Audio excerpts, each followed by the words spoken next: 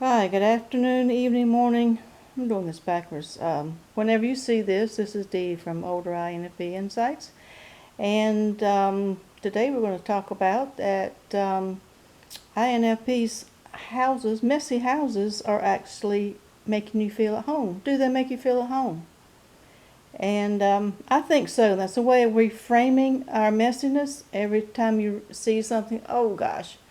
I started watching more INFP videos. They keep coming up and recommended that I didn't know people had channels of doing INFPs, and it's still coming up that even though they say why I like INFPs, it tends to be kind of, I like them because they're really messy and whatever.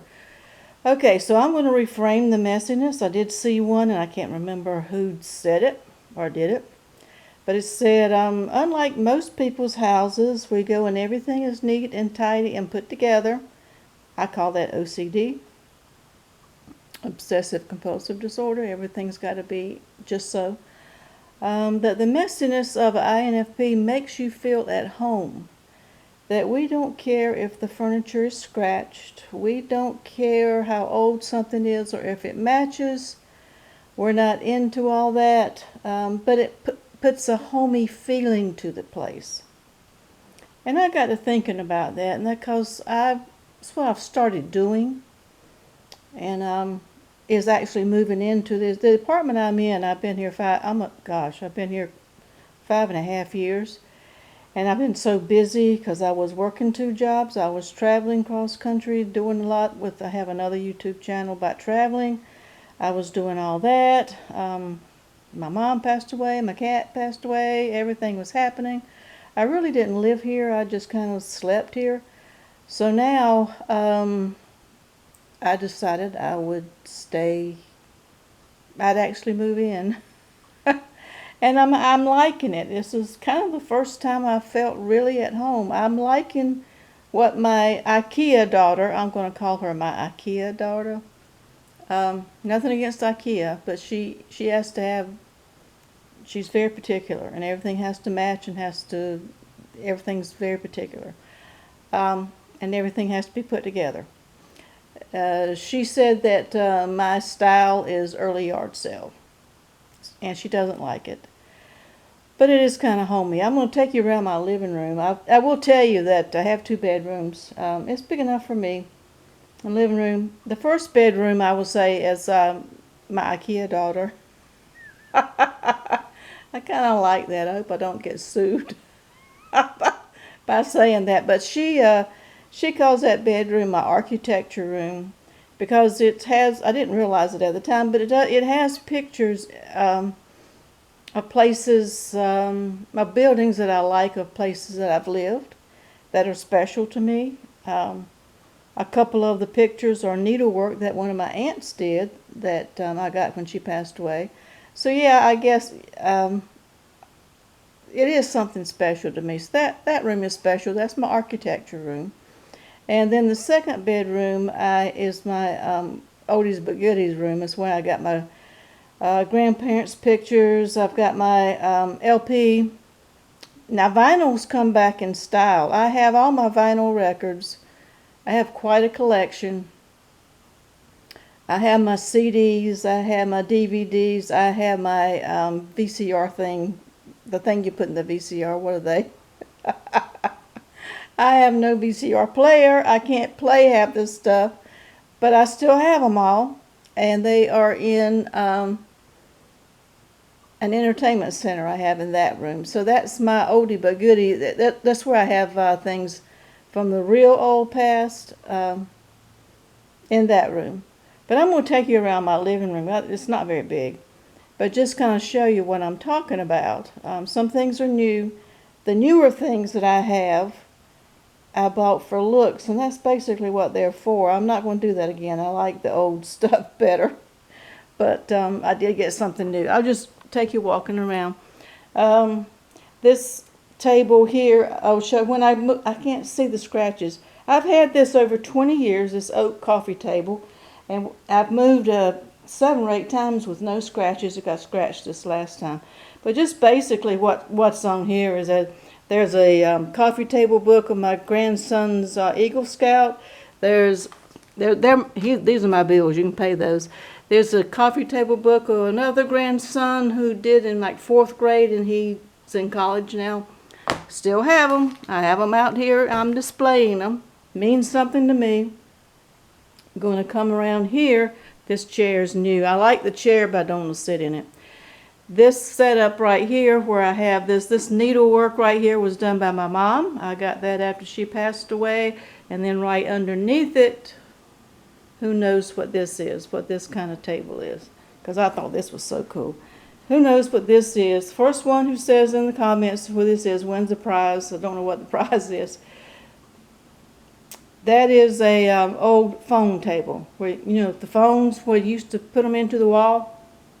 How many of you remember that? You used to have to put the phones in the wall. My mom had that with this picture next to her back door, and I wanted that.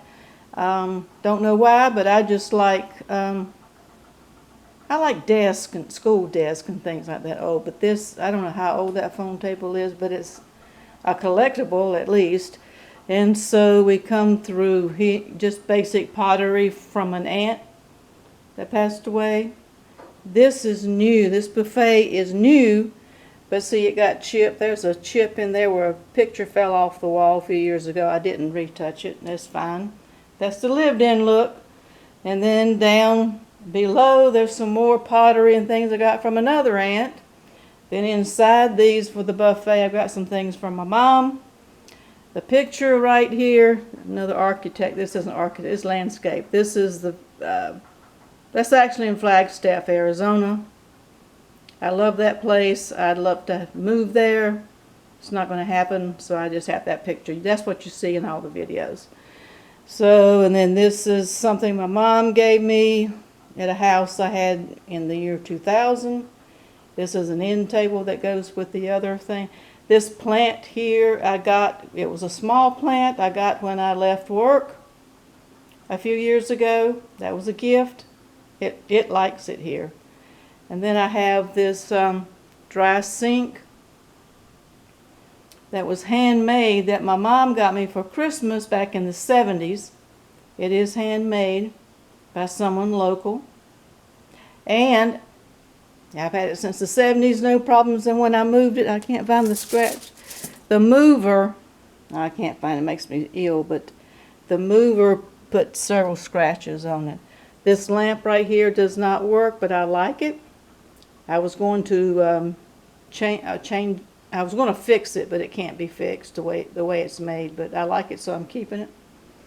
And yeah, the only other thing just to walk around. There's the other end table and lamp. The lamp that matches the other one. There's the other end table that matches it. Yeah, I got that like year 2000. The Tupperware here. I used to sell Tupperware back in the 70s. It's true. It lasts a lifetime. So I've got all my Tupperware dishes. Still using them. And then this rocker right here. I'll tell you that this rocker came from my grandmother. It's over 100 years old. Supposedly, she nursed all of her babies. She had 7 children. She nursed all of her babies with it, sitting there rocking. So it's over 100 years old. My cousin, when my aunt passed away, my cousin put it at the street for the dump, and I went and got it. So we have that, yeah. So it's all beneficial. It has everything. So what does it have to do with the INFP? I do not know, but don't you think that looks kind of homey? I think it looks cozy, and I think it looks homey. You won't see any put together furniture in my house. Yeah, I did. We had to put that together, but that's just Target. I would just say that's Target. So yeah, I just wanted to bring that up. What do you think? Do you think, in general, do INFPs make their houses feel more at home because it looks lived in? I won't say messy. I just think it looks lived in. Lived in. Would you like to have something that looks like it came out of HGTV or I'll get back to IKEA, something like that, or Fashion Week designer, or would you want something that looks lived in? So that's how we're not messy. We are building, we're nesting by making everything cozy. So I just wanted to say, I have a lot of ideas, and I just want to get that off my chest that, yeah, we're not messy, we're homey. I think this is getting to be quite cozy in here. And I'm an earth sign anyway. A lot of people don't believe in astrology. I get into a little bit, but I am I got quite a bit of earth in my chart. Air too, but quite a bit of earth. So I do like the grounding of it. I think INFPs like to be grounded too. I think it has to do with, everything has to do with FI. I'll get off the FI thing, but one of these days. But if you have any comments about it, are INFPs homey as in they make their houses feel at home when you walk in? Or what do you think? And if so, what is it about us that we're able to put this together like this? The average person is not able to put this together. I think it looks together, even though, as I say, my IKEA daughter says it looks like early yard sale. Her house is pristine and everything's got to be just so.